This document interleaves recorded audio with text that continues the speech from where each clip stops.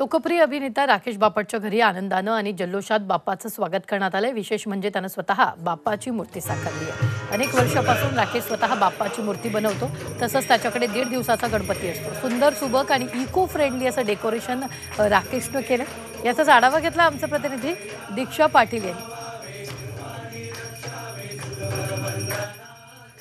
आपल्या सगळ्यांच्या लाडक्या बाप्पाचं आगमन झालंय आणि कलाकारांच्या घरी आगमन झालेलं आहे। या निमित्तानं आज आपण आपल्या सगळ्यांचा लाडका राकेश बापट याच्याकडे आलो आहोत आणि त्याच्या बाप्पाचं दर्शन पणही घेणार आहोत आपण। सगळ्यात आधी राकेश, तुला गणेशोत्सवाच्या खूप खूप शुभेच्छा। तुम्हालाही खूप खूप शुभेच्छा।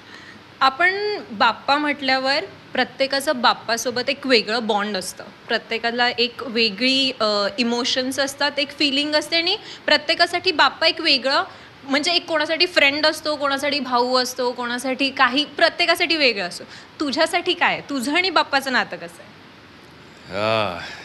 हा प्रश्नच बेसिकली उत्तर देणं एवढं अवघड आहे, कारण की ते खूप एक पर्सनल फीलिंग आहे। कारण की स्वतः हाताने जेव्हा मूर्ती घडवली जाते तेव्हा त्यात सगळं आपले मनोभाव जातात त्याच्यात, आणि त्याच्यात जी मूर्ती एका साधी मातीतनं एक एवढी सुंदर एक प्रतिमा तुमच्यासमोर प्रकट होते, तर ते बाप्पाची कृपा, बाप्पाचं प्रेम, आशीर्वाद त्यांचा, आणि कसं ते म्हणावं, काय डिस्क्राईब कसं करावं ते सांगता येत नाही। काय शब्दच कमी पडतात ॲक्च्युली सांगायला। बाप्पा जेव्हा तू बनवतोस, बाप्पाची मूर्ती बनवायचं जेव्हा तू ठरवतोस की हां आता मला कामातून वेळ काढायचा आहे, गणेशोत्सव येतोय, मला बाप्पाची मूर्ती बनवायची, बॅक ऑफ द माइंड असतं का की मला त्याच्यात हे इनपुट्स असतील, असा बाप्पा दिसेल, की गो विथ द फ्लोअर, बाप्पा जसं बाप्पाची इच्छा असेल तसा गणपती होणार?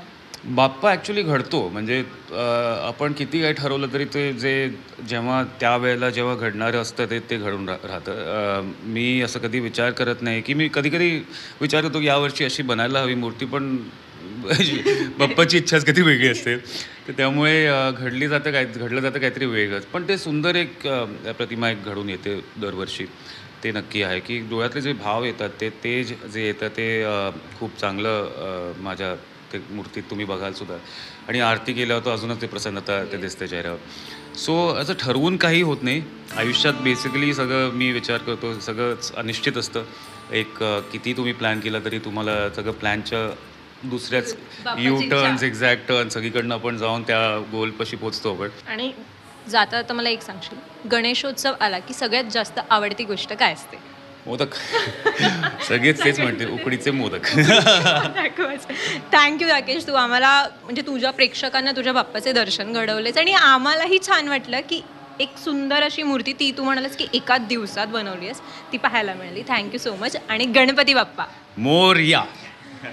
व्हिडिओ जर्नलिस्ट मंगेश वन्नेसह दीक्षा पाटील, झी 24 तास, मुंबई।